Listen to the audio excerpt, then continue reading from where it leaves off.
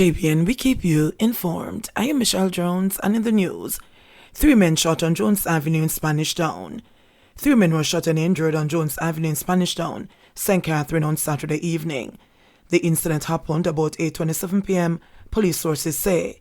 It's understood that 2 of the men were on the roadside and a third was returning from a shop when a motor car drove up with men aboard who fired on them. They sustained multiple injuries. 1 man reportedly drove himself to the hospital, while the other 2 were assisted. The attackers escaped. Head of the St. Catherine North Police Division, Senior Superintendent of Police Howard Chambers, has confirmed that there was a shooting in the troubled Jones Avenue area. We don't have the full details yet, but there was a shooting incident on Jones Avenue on Saturday night, and several investigators are on the scene, Chambers said last night. Jones Avenue is the site of the headquarters of the notorious One Dun Gang, a faction of the Klansman Gang, several of whose members are currently on trial facing various crimes, including murder. There is no indication that Saturday's shooting is linked to the gang. The police are pointing to a general flare-up of gang violence in the St. Catherine North Division, which they blame for a quadruple drive-by killing in Tallspen about 7:30 p.m. on Saturday, June 4. 2 suspects, one of whom the police said was reporting on condition of bail, have been linked to the killing of the 4 men. Double murder in Waterford. There was a double murder in an area known as Boston in Waterford, St. Catherine on Sunday morning. The police corporate communications unit confirmed the shooting but could provide no details. Residents said that the men had been dropping off liquor in Boston in preparation for a party in the area later today when they were pounced upon by unknown individuals. The men are reportedly employed at a liquor store in Spanish Town, St. Catherine. St. Elizabeth man charged with several offences after more than a year on the run. After more than a year on the run, one of 5 men who robbed a business establishment in Black River, St. Elizabeth, is to face the court.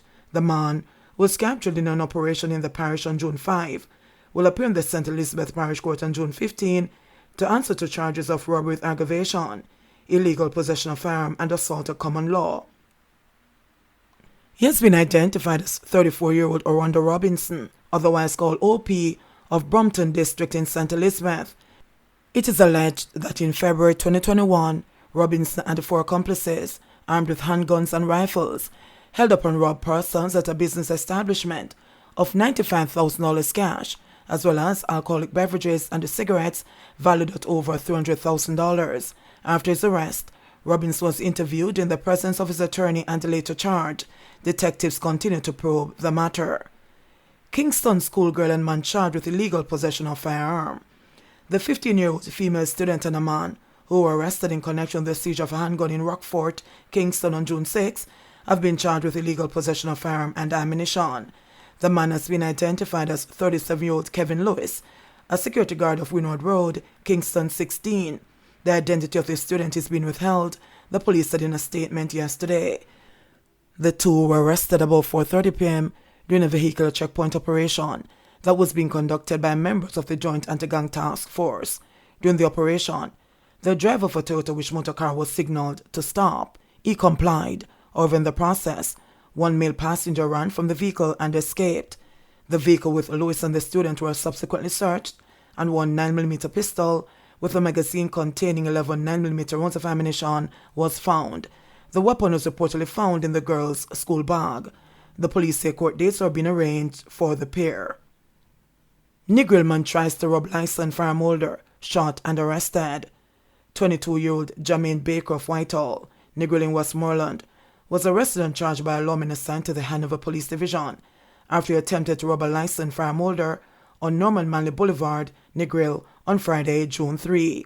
Baker has been charged with wounding with intent, illegal possession of firearm and ammunition, and attempted robbery. Reports are that at about 8:15 p.m., a couple was sitting on the beach when they were approached by Baker, who brandished a gun and made demands for them to hand over their items. When his demands were not met, he opened fire on the couple. The man, who is a licensed firearm holder, opened gunfire at Baker, who escaped on a motorcycle. Baker, who later turned up at the hospital for medical attention, was pointed out to the police. He was charged and placed under police guard. The couple, who also received gunshot wounds during the melee, were admitted at hospital. Police probing suspected bail racket. The police are probing a suspected bail racket following the arrest and charge of a woman by the Area 2 police last week.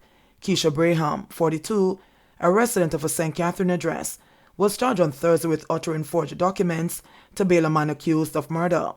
Investigators allege that on May 5, Braham went to the Portmore Court in St. Mary and submitted 2 bogus birth certificates to bail the man.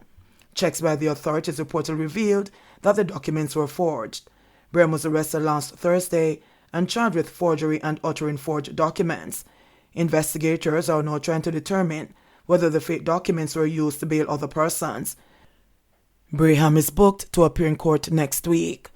Crime and hopelessness, forcing Jamaicans to flee by any means necessary, say advocates.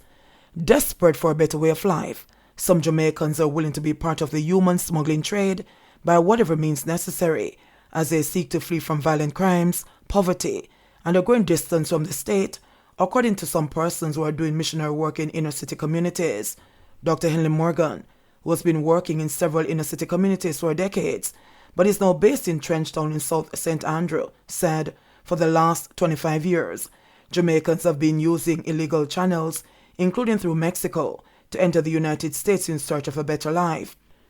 He said news of the recent distress of a woman from Waterhouse, St. Andrew, whose child had been reported missing in their quest to reach the U.S. via the Mexican border, is unfortunate, but Jamaicans have been doing it for many years.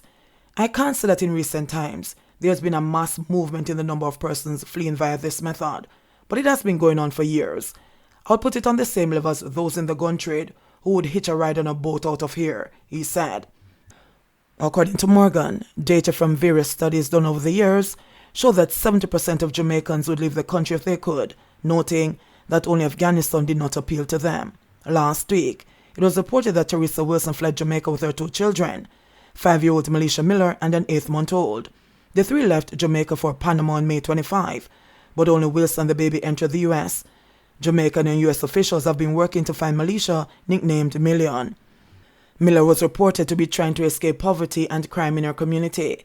Immigration authorities have said there has been more than a 60% surge in illicit travel between Jamaica and Mexico in 2021, with that country clamping down on locals taking the dangerous voyage. According to reports, smuggling trips cost in the region of $300,000 per person and $200,000 extra with a child.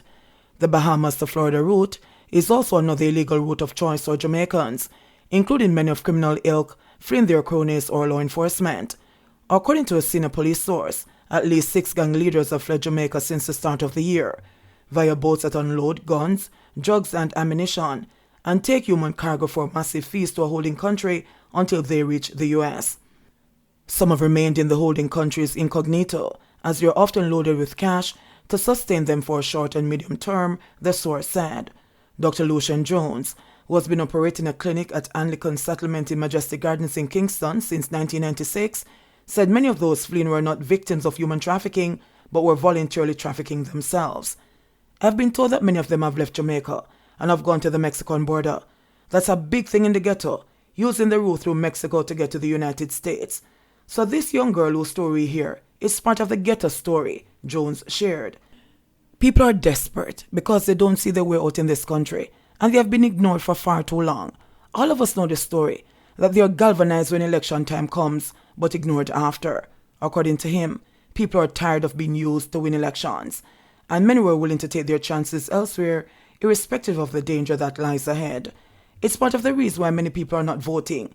They are opting out of the society, which they do not feel a part of, he explained, adding that it was sad that too many see themselves as badly treated foreigners in their own country. 260 new COVID-19 cases in Jamaica, 1 death reported. The Ministry of Health and Wellness reported 260 new COVID-19 cases and 1 death on Saturday, June 1, bringing the infection total to 140,463 and total deaths to 3,083. The deceased is an 84-year-old woman from St. Catherine. There were 117 recoveries in the last 24 hours, bringing the total to 88,733. Currently, 137 people are hospitalized, 4 listed as critically ill.